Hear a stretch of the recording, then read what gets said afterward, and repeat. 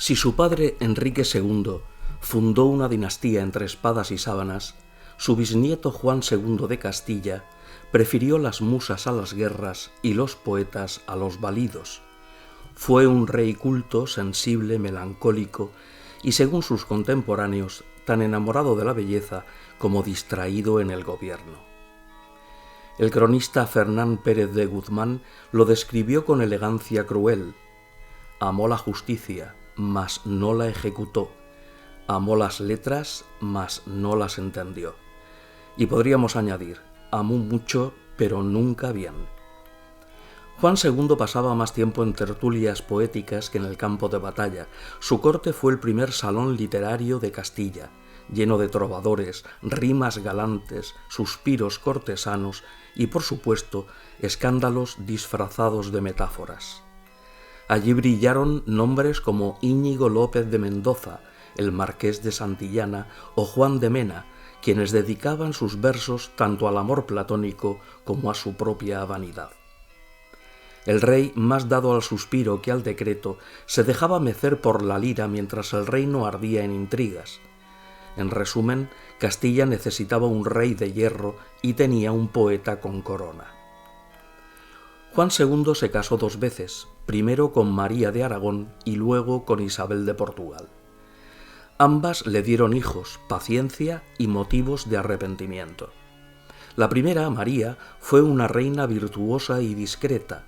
Pasaba las tardes rezando por el alma de su esposo, que por entonces se entretenía organizando torneos amorosos en los que los caballeros competían por la dama más hermosa, siempre bajo la supervisión inspirada del rey. No hay constancia de que Juan tuviera amantes públicas, carecía de la energía de sus antecesores, pero su debilidad por las mujeres idealizadas fue legendaria. La corte entera estaba llena de damas que competían por un cumplido rimado del monarca. El problema era que sus versos se parecían tanto que más de una creyó ser la destinataria exclusiva. El historiador Jones ironizó siglos después. Juan II inventó el copiar y pegar sentimental mucho antes del correo electrónico. Su segundo matrimonio con Isabel de Portugal fue más intenso y, digámoslo con sutileza, más dramático. La reina tenía carácter fuerte, crisis místicas y una tendencia preocupante a las visiones religiosas. De ella nacería Isabel la Católica, quien heredó más el espíritu de su madre que el temperamento poético del padre. Se cuenta que la reina Isabel llegó a reprochar al monarca que pasara más tiempo con poetas que con su esposa, a lo que Juan respondió según las malas lenguas: «Los poetas no discuten cuando se les alaba».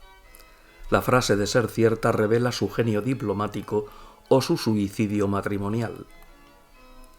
La corte de Juan II fue un hervidero de versos y vanidades. Los poetas se amaban, se espiaban y se odiaban con igual pasión. El más célebre, Íñigo López de Mendoza, Marqués de Santillana, era un noble guerrero con alma de rapsoda. Sus serranillas, esos poemas bucólicos sobre mozas de campo, causaban tanto furor entre las damas como sospecha entre los confesores. Mientras tanto, Juan de Mena, el intelectual de la corte, dedicaba a su rey odas tan aduladoras que hoy parecerían redactadas por un gabinete de comunicación. En su Laberinto de Fortuna lo proclamó luz del orbe y guía del bien vivir, lo que hace sospechar que Mena veía más brillo en el trono que en la hacienda real. Entre ambos, la corte se convirtió en una especie de operación triunfo literaria, con el rey de jurado sentimental. Los cronistas señalan que los concursos poéticos a menudo degeneraban en duelos verbales, celos y amores contrariados, y aunque ninguno de los poetas parece haber sido amante del monarca, sí hubo mucha intensidad emocional entre ellos, lo que explica que algunos versos rimen con sospechosa ternura masculina. De hecho, el propio Santillana escribió en una de sus coplas: «Amor no mira sesgo, ni manda en su querella, que quien siente de dentro fuego, busca luz en otra estrella». Los historiadores más maliciosos han leído en estos versos una discreta confesión de afectos no siempre dirigidos a las damas. La corte de Juan II fue, pues, un terreno fértil no sólo para la lírica, sino también para el rumor y el doble sentido. Y en medio de este enjambre de versos aparece don Álvaro de Luna, el verdadero protagonista sentimental y político del reinado. Su relación con Juan II ha hecho correr ríos de tinta y algún sonrojo. Don Álvaro, apuesto, carismático y ambicioso, fue el hombre más cercano al rey durante más de 20 años. Era su confidente, su valido, su sombra y su escudo. Algunos cronistas, especialmente los enemigos del condestable, insinuaron que el afecto entre ambos iba más allá de lo protocolario. El historiador Luis Suárez Fernández, más prudente, habla de una devoción afectiva propia de la amistad caballeresca. Otros, menos recatados, han visto en esa devoción un tono inequívocamente romántico, o al menos emocionalmente dependiente. Lo cierto es que Juan II se dejaba gobernar por él con docilidad conmovedora. El poeta Juan de Mena lo llamó luz de la corte y mano derecha del rey.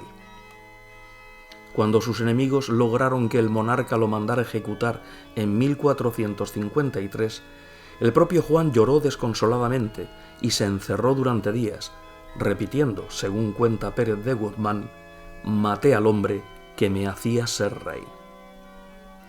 Un año después moría él mismo, tal vez de tristeza o de falta de instrucciones. Juan II no pasó a la historia por su vigor político ni por sus conquistas amorosas, pero sí por haber hecho de Castilla un escenario de cultura, poesía y suspiros cortesanos.